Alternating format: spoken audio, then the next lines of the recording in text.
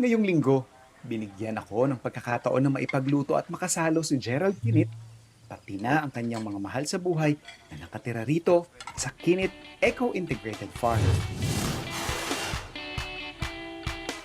Laki sa pamilya ng mga magsasaka si Gerald. At kahit na nagtrabaho siya bilang nurse, nagbuhos din siya ng panahon para tuparin ang isa pa niyang pangarap. Ito ay ang gisingin ang kamalayan ng mga kabataan tungkol sa pagsasaka. Tinuturuan talaga natin yung mga kabataan, chef, na mag-engage sa hindi lang sa farming kundi sa business, at tinatawag po natin itong agri-entrepreneurship. Ang mga putahing nakalatag sa hapag ng pamilya Kinit ay kombinasyon ng classic at modern dishes na nagbibigay-pugay din sa kulturang Pangasinense. Simulan natin ang pagluluto sa isang roast turkey na ibabaon natin sa lupa. So Food Explorers, sanay kayo makakita ng mga naglelechon ng nasa ibabaw ng lupa. So bibigyan natin kayo ng example ngayon kung paano ninyo magagamit yung siguro bakanting space sa bakuran ninyo, or siguro pag nasa camping kayo, maghuhukay tayo ng lupa at doon natin sa loob iluluto yung ating pabo. Hukay lang tayo ng mga 2 feet, basta lampas tuhod nyo, para lang may enough na space. Depende rin yun sa laki actually ng pabo ninyo. Pwede nyo itong gamitin sa pato, sa manok, even sa siguro pork belly. And then, make sure lang na may bato kayong ilalagay sa ilalim. Parang yung ginawa natin sa Sambali before, kung saan tayo nag-clam bake. So parang ang science kasi doon is, lalagay natin ng bato, paapuyan natin ng 30 minutes to 1 hour, and then yung matatrap na init doon, saka siyang magluluto doon sa ilalagay nating protein. In this case, yung ating pabo. So, tatakpan lang din natin yun ng lupa, antayin lang natin maluto. So, ito yung pinakamahirap na part dito actually, yung maghukay. So, imbis na magdala kayo ng oven, or kung wala kayong oven, this is something that you can definitely try kasi may ibang flavor siyang ibibigay.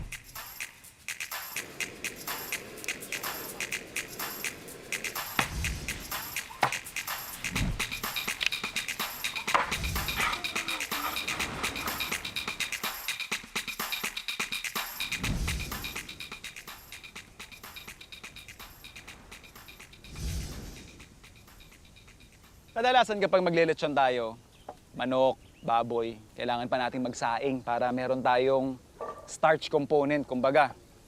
Yung ating recipe, stuffing ang gagawin natin.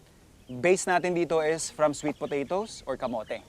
So yun lang, hiwain lang natin yung ating kamote. And siguro just to add some level of flavor doon sa ating stuffing, lalagyan din natin siya ng mansanas. Yes, in a way, medyo hawig to doon sa mga Western dishes, lalong-lalo na pag pabo for their Thanksgiving. Yung mansanas component natin, it's optional. Kung gusto ninyo ng pure kamote lang, pwede nyo ring haluan yan ng ube or any other root crops. Definitely, panalo yan.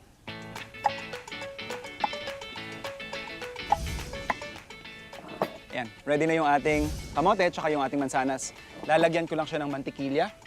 And another optional ingredient, yung ating pasas. And season lang natin siya with some salt. Salang na natin.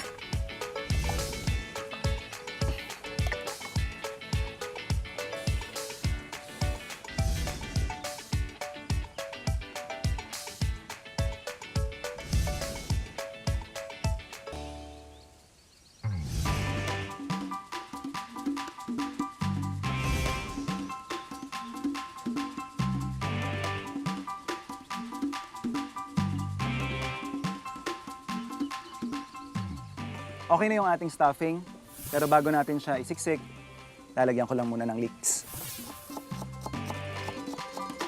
Then,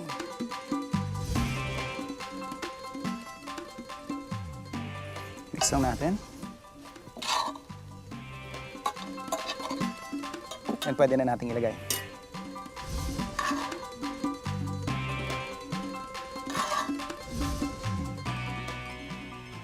Yeah, definitely yung ating stuffing would add flavor. Siyempre yung konting sweetness ng ating sweet potato. And then yun yung bango ng ating leeks. And of course, pinakamaganda kasi dito, kapag nilabas na rin natin yung stuffing, yung flavor din naman ng turkey mapupunta rin sa loob. Pag nakikita ninyong may gap pa, what we can do is stuff it with a whole fruit. And then, secure na lang natin yan.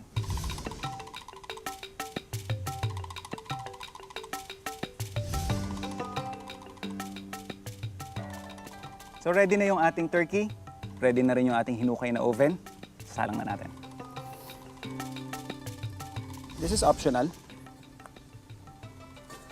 Pero just in case lang may mga save tayong parang katas niya, pwede nating ihalo sa sauce.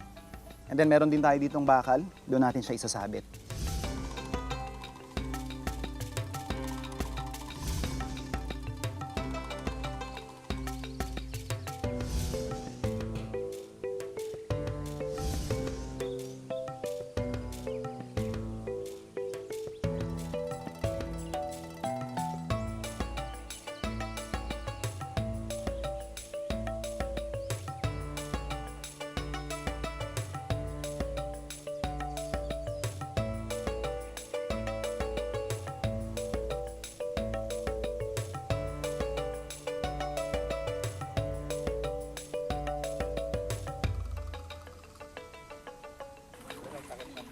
Kaya nga.